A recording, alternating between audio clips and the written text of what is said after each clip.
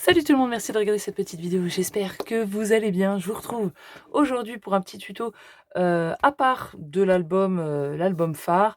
C'est le tuto du petit nœud, dit nœud de 8, voilà, en petit cordage comme ça, que j'ai mis sur ma tranche et que j'ai pu mettre dans l'album. Si vous arrivez par ici par hasard parce que vous cherchez le tuto d'un nœud en corde, ça vient moi, en tout cas, ça fait partie de mon album phare qui est là, qui est en construction encore. Donc c'est un album photo dont les tutos sont disponibles sur la chaîne. Je vous remets le lien dans le petit ou dans la playlist. Donc aujourd'hui on va faire ça, j'ai voulu le faire à part pour que ça soit vraiment un tuto à part entière, euh, prendre son temps pour bien regarder, etc. Donc ce qu'il vous faut, moi, c'est du cordage. Alors, il peut être plus fin, il peut être plus gros, comme là, moi, c'est du costaud. J'avais récupéré ça et voilà. Donc après, peu importe la taille du cordage, le principe est le même. Le rendu, bien sûr, sera différent. Pour information, mon cordage fait 8 millimètres, donc c'est un gros bébé. Il faudra, pour moi en tout cas, parce que là, les brins sont vraiment très gros, il me faut un briquet pour brûler les bouts et un ciseau costaud, si vous avez la même épaisseur, pour faire ceci. Donc, moi, j'ai pris un morceau, donc c'est pour la tranche, on est d'accord, moi elle fait 10 centimètres. Et il faut que votre morceau, surtout si vous le mettez sur la tranche, il faut qu'il y ait un petit espace sur le côté. Il faut qu'il y ait au moins 2 millimètres de chaque côté. C'est tout simplement pour pas que ça vienne, si ça vient comme ça, vous voyez, quand on va ouvrir, ça va gêner. Donc il faut laisser de la place sur les côtés pour que il y ait de l'aisance à votre album et qu'il s'ouvre correctement. Donc on va prendre la petite corde. Alors, je vais la prendre, hop, du côté qui est moi déjà coupé. Alors vous voyez, moi il se défait. Tout simplement, je vais déjà le brûler. Alors on va beaucoup brûler. On va beaucoup brûler au fur et à mesure parce que, enfin en tout cas pour moi, hein, toujours la même chose, parce que les brins s'en vont très facilement.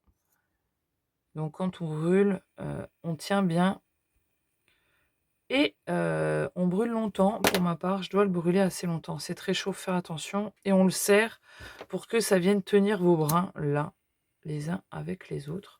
De toute manière, je vais le recouper, je pense. Donc moi, je prends quand même, pour avoir de l'aisance, un morceau de 35 centimètres. Je l'avais pris au début. Donc là, je vais essayer de prendre un peu moins, parce que j'en ai coupé quand même pas mal. Donc on va prendre 30, on mesure 30, on coupe. Hop, c'est costaud. On coupe, je brûle tout de suite. Donc vous voyez, je tiens bien et je brûle tout de suite. Donc on a notre morceau comme ça. Ce qu'on va faire, c'est qu'on va former un 8. Donc vous avez, alors moi savoir que je suis gauchère, hein, donc je fais tout de la main, enfin, je vais faire l'action principale, le tournoiement de la main gauche. Vous, si vous êtes droitier, vous ferez l'inverse, vous ferez le tournoiement, enfin la forme avec votre main droite. Donc je tiens une partie dans ma main, l'autre de ma main agile va venir former un 8. Donc je vais revenir sur la droite, si vous êtes droitier, vous revenez sur la gauche. Donc on passe au-dessus de notre brin qu'on tenait dans notre main ferme. On va revenir comme ceci. Donc vous voyez que là, on a un 8. Vous voyez la branche principale. On revient au-dessus. On fait le 8 comme ça. D'accord? Vous avez votre 8 comme ça. Ce qu'on va faire, c'est que votre brin ici, on va le passer en dessous. On a toujours notre 8, mais avec le brin du bas qui est en dessous. OK? Et là, on va reprendre le brin du dessous et on va venir le passer dans la boucle, mais par au-dessus. Comme ceci. Hop, par au-dessus, il rentre à l'intérieur. Ça peut raccrocher. C'est ce que ça fait avec moi. Et quand on va tirer, là, tout simplement, vous voyez, là, ça tient. Quand on va tirer, on a notre nœud de cordage en 8. Voilà. Tout simplement, c'est fait. Vous voyez, c'est très simple. Je vous le refais encore une fois un peu plus rapidement. On a notre brin dans notre main. On tourne, on forme le 8. Alors, au lieu d'aller au-dessus, vous allez directement en dessous. Vous repassez dans la boucle par-dessus et on tire. OK? Donc ça, on a notre petit, vous voyez, il n'est pas centré, c'est pas grave. Et 30 centimètres, c'est large. Peut-être essayer, vous pourriez peut-être essayer avec 25. On ne sait jamais, si vous pouvez économiser un petit peu de coupage de corde à chaque fois, c'est pas plus mal.